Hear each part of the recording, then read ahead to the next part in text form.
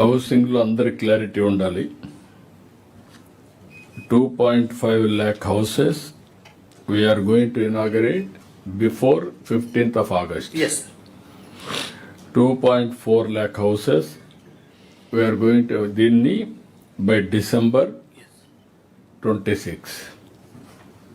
Then remaining 8 lakh houses. మనకు రఫ్గా మీ estimation ఇప్పుడు ఇమీడియట్ గా 1 lakh ఇచ్చారా ఇవ్వబోతారా? Sir, that will be coming in next 15 days. Sir, file is with the union minister. Okay, Sir. ఒక 1 lakh ఇప్పుడు immediate గా వస్తుంది. ఇంకా మిగిలినటువన్నీ కూడా 10 లక్షలు మనం క్లెయిమ్ చేసాం. Yes, sir. About 9 lakhs are eligible, sir. 9 lakhs are eligible out of those 10 lakhs. Sir. So another 8 lakhs we will be getting, sir.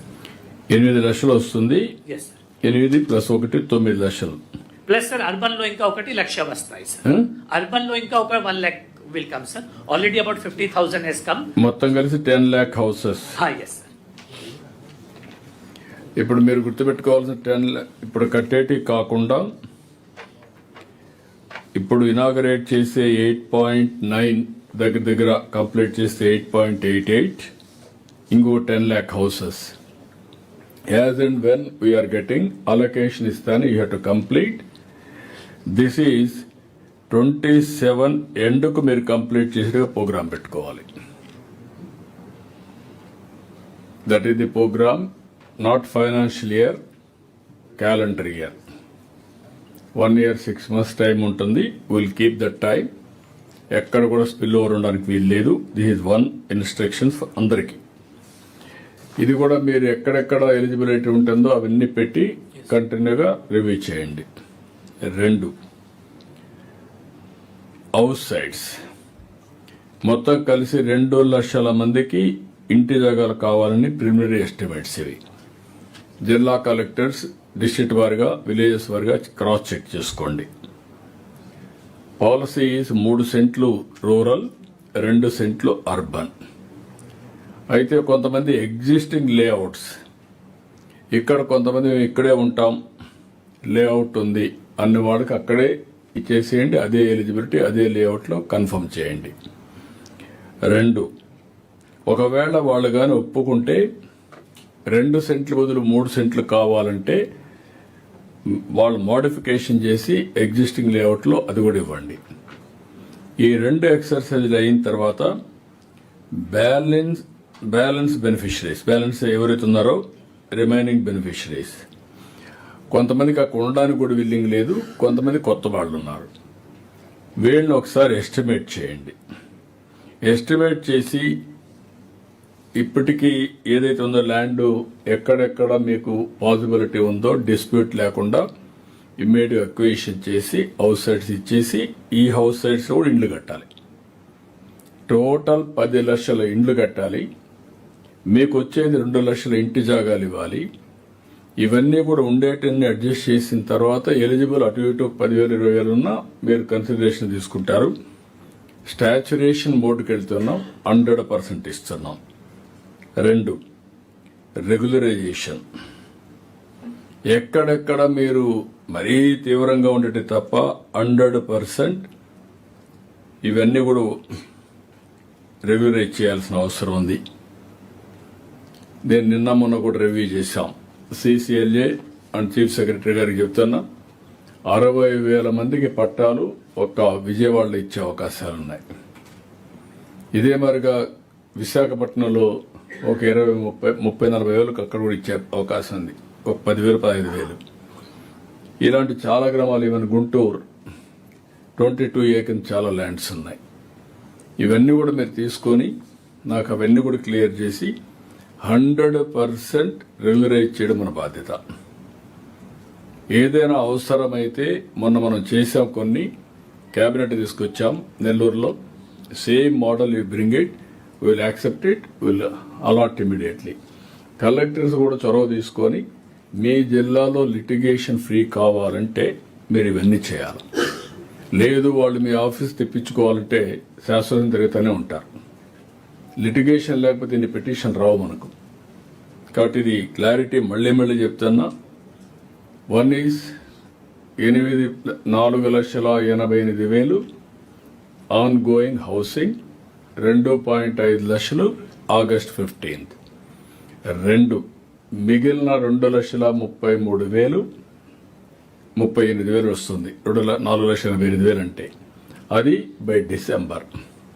Remaining 10 లక్షల ఇంటూ 2 years.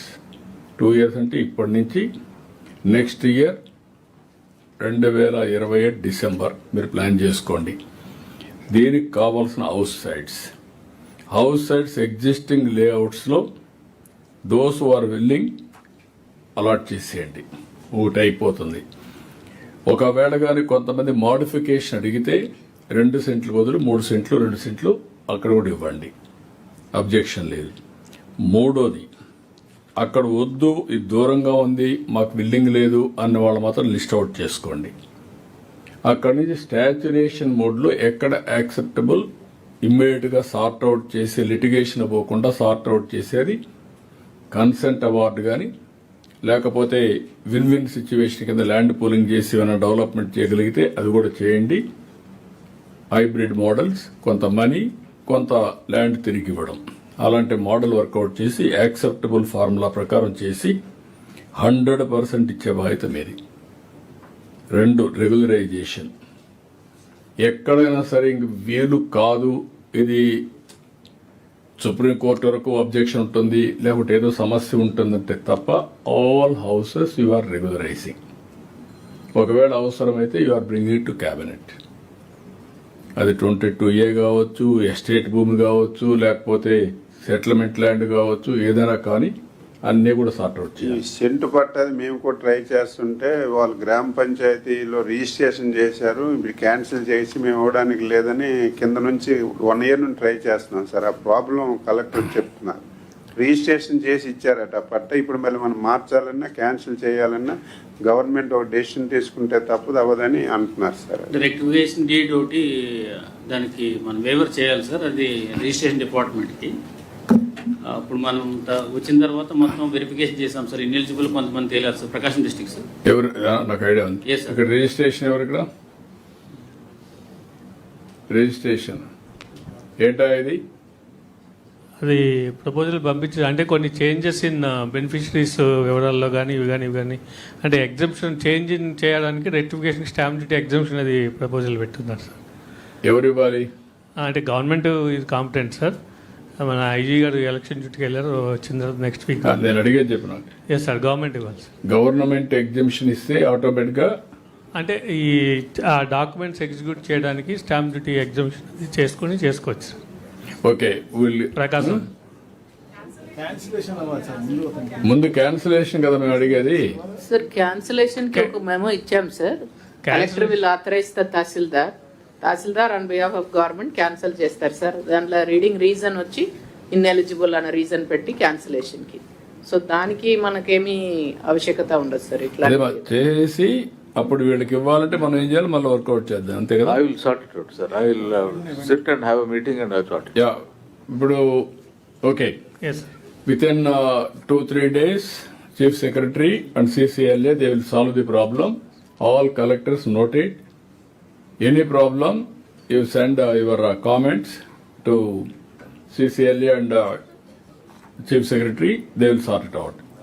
సార్ట్ అవుట్ చేసిన తర్వాత నాకు ఈ ప్రాబ్లమ్స్ అన్నీ కూడా 30 daysలో existing layouts problems you are sorting out.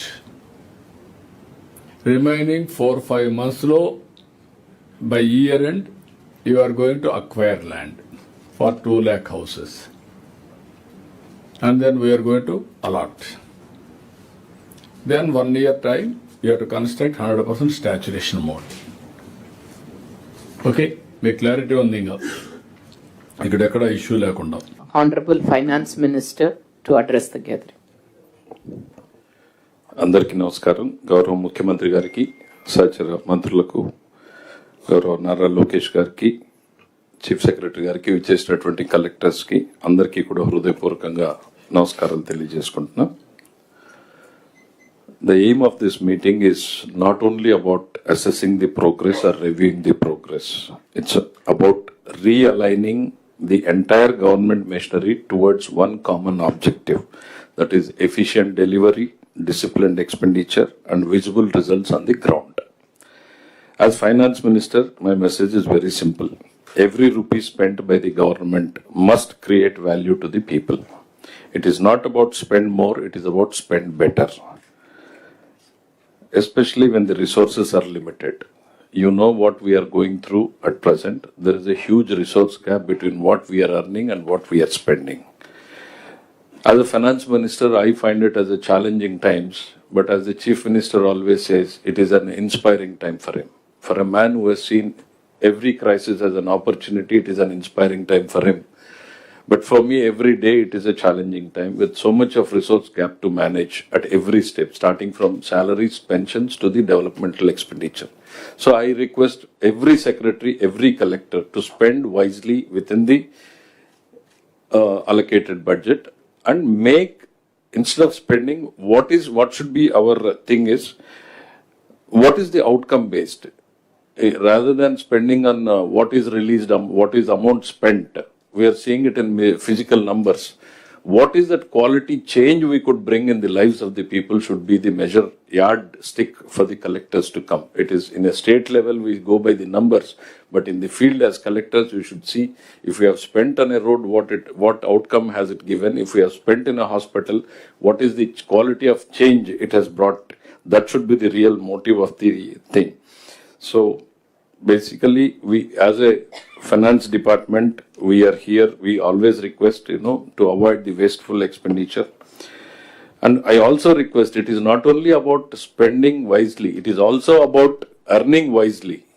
Collectors must also take good interest in all the revenue earning departments, which Honorable Chief Minister has been repeatedly saying.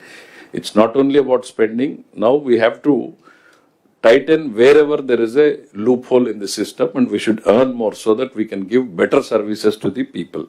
And I request you to use the technology, and which is very handy tool which the Honorable Chief Minister has built in as a backbone to the entire government machinery.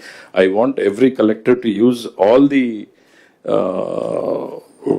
infrastructure, especially digital infrastructure created by the Honorable Chief Minister.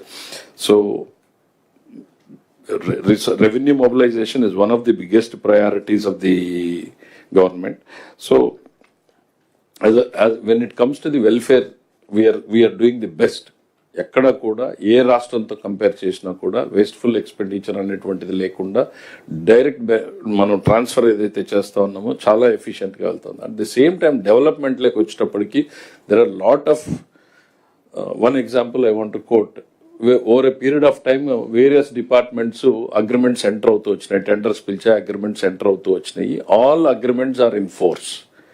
But honorable chief minister review చేసినప్పుడు వారి priorities ఏంది అనేటువంటిది ప్రతి శాఖకి, ప్రతి సెక్టర్కి చెప్పారు. I want the collectors and the secretaries to implement as per the Honorable Chief Minister's direction. ఏమవుతుంది అని అంటే, లేకపోతే ఎక్కడో థిన్గా స్పెండ్ చేస్తున్నాం, ఒక 10 ప్రాజెక్ట్స్ 20 ప్రాజెక్ట్స్ ఉంటే ఆ 10 ప్రాజెక్ట్స్లో థిన్గా స్పెండ్ చేస్తున్నాము, ఆ బిల్స్ అన్ని వస్తున్నాయి, హానర్ చేయలేకపోతే కోర్టుకు వెళ్తా ఉన్నాయి, మన ప్రయారిటీస్ దెబ్బతింటున్నాయి, ఆనరబుల్ సీఎం గారి డైరెక్షన్ మిస్ అవుతా ఉంది మీ ఇంప్లిమెంటేషన్లో. So I request all the secretaries, CM గారు ఏది ప్రయారిటీ, ఇరిగేషన్లో ఏది ప్రయారిటీ అంటే అది, రోడ్స్లో ఏది ప్రయారిటీ అంటే అది, ఆ ప్రయారిటీ సెక్టర్ని మీరు చేయకపోతే open ended contracts pressure build చేస్తూ ఉన్నాయి సిస్టమ్ మీద. ఫర్ ఎగ్జాంపుల్ ఒక డిపార్ట్మెంట్ మనం తీసుకుంటే 96,000 crores ఓపెన్ ఎండెడ్ అగ్రిమెంట్స్ ఉన్నాయి, which are at various levels of implementation. వాటిలో ఏది ప్రయారిటీ అనేటువంటిది గౌరవ ముఖ్యమంత్రి గారు ఆ శాఖకు డైరెక్షన్ ఇచ్చినప్పుడు వాటిని మాత్రమే మనం ఎక్స్పెండిచర్ జరిగేటట్టు చూస్తే డెలివరబుల్స్ కూడా మనం ఎఫిషియెంట్ గా ప్రజలకు చూపించగలుగుతాం, రిజల్ట్స్ చూపించగలుగుతాం. సో ఆల్ సెక్రటరీస్ దాని మీద ఫోకస్ పెట్టమని చెప్పి ఒక రిక్వెస్ట్. రెండవది, మనం బడ్జెట్ లోనే సఫిషియెంట్ కుషన్ ఇచ్చాం, మోర్ దెన్ అవర్ రిసోర్సెస్ మనం ఎక్స్ట్రా ప్లాన్ చేసుకున్నాం. కానీ చాలా శాఖల నుంచి బడ్జెట్ ని దాటి ప్రతిపాదనలు పంపిస్తున్నారు. I request every secretary reorientation. మీరు ప్రపోజల్ ఫైనాన్స్ డిపార్ట్మెంట్ కి పంపించి మియర్లీ మా దగ్గర నుంచి నో చెప్పించుకోవడం కూడా it is not advisable. We are not here to say no. We are here to say yes to what the Chief Minister announces. Me priorities ని with in the budget లో పెట్టి పంపించేలాగా చూడమని చెప్తున్నా. At the same time collectors కూడా క్షేత్రస్థాయిలో ఏది అవసరమో ఈ ప్రస్తుతం ఉన్నటువంటి పరిస్థితుల్లో దాని మీద ఫోకస్ పెట్టమనేటువంటిది నా request. Once again I thank everybody for giving me this opportunity. Thank you.